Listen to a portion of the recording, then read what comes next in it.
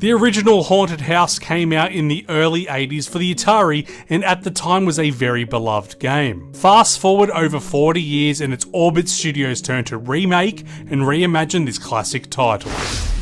Your uncle Zachary Graves has gone missing and his last known location was a haunted house. After gathering your friends and taking it upon yourself to investigate his whereabouts, you also fall victim to this mysterious abode and wake up alone, friends missing and nothing but a lantern at your disposal. What to do and where to go? Well, out of thin air, your new sidekick Spooky appears and tells you about the curse that has fallen upon this house. 3 pieces of magic urn have been separated and it's your job to reunite the pieces and rid the house of all the evil. The story also closely follows the original 80s version of Haunted House, but obviously now it has its modern cartoony graphics. The story goes for about 5 hours, depending heavily on skill level. I suck, so it probably took me a bit longer than normal.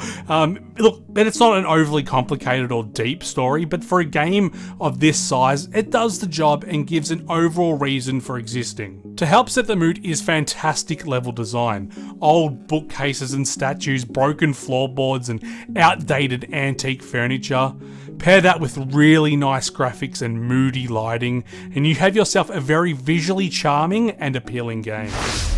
Equipped with only a lantern that can destroy enemies, you head off through a procedurally generated haunted mansion. Each room can consist of 1 of 5 different objectives that you must complete before continuing. You can complete these missions by being 100% stealthy, or by doing pure combat, or even a mixture of both.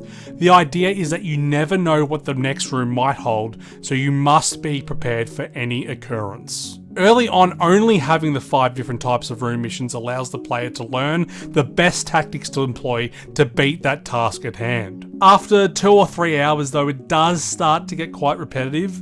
You sort of learn how to cheese your way through some levels. What is desperately needed is more level types that are introduced maybe the further you go into the game. However, because the layout of each room and the map itself changes after each attempt, it does keep the gameplay fresh in some way. Each chapter will have you go from room to room trying to find the boss's whereabouts.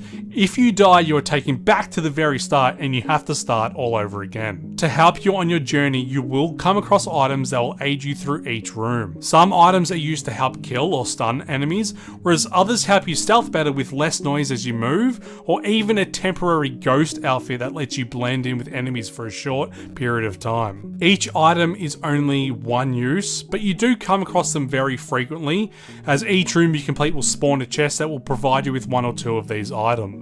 The chests also sometimes contain a special type of currency that can be used to increase like your stealth meter, for example, add more power to your lantern, just to name a few. For me, stealth was a good 70% of the gameplay, and even though it is quite basic, the rules for how stealth works is quite simple. Walk slowly and enemies won't hear you when you are close by. Hide behind objects and enemies with vision won't be able to see you. Stealth up close enough behind an enemy and you can one-shot kill them. If you get spotted, you run away and you hide once more.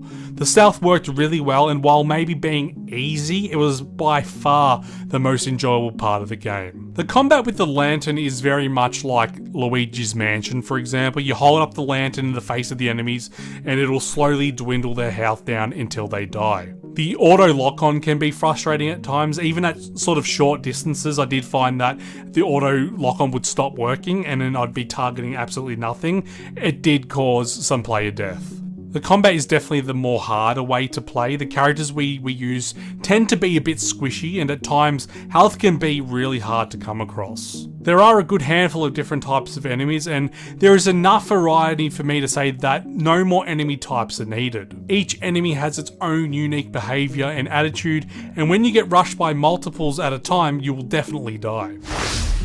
The journey to each boss fight is where the difficulty lies. I did die quite a few times, especially early on, but because you unlock upgrades and even new characters to play as you progress, it was never an issue of just running straight back in and trying again. The problem was with the difficulty of the 4 bosses, and they're way too easy. I could easily beat all 4 of the bosses without taking a single hit. After all the effort it takes, the grinding, you finally reach a boss only to kill them so easily, it left you feeling a bit dissatisfied. With a game that is as small as it is, you really need to get the smaller details of the gameplay correct. I did encounter quite a few bugs while playing. Often the map wouldn't work and I'd have to restart the whole game for it to operate again.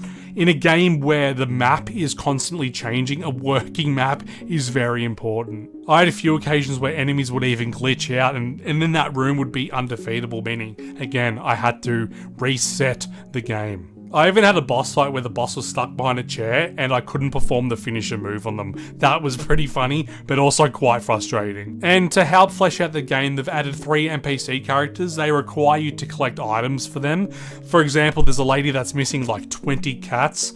I think in my 6 hours of gameplay, I only found 2 cats and I was actively keeping an eye out for them. It's going to be a long, grindy 100% platinum for this one. Overall, the Haunted House was a fun little experience. The combat is challenging, the stealth is solid, but the repetitiveness of the room objectives and the ease of the boss fights and the series of bad glitches does force me to lower the score. If the game was another 3 or so hours longer and some of those issues were addressed, it would be a much more complete feeling game. I give it a 5.5 out of 10. Definitely wait for it to go on sale. Little bit of fun to be had though.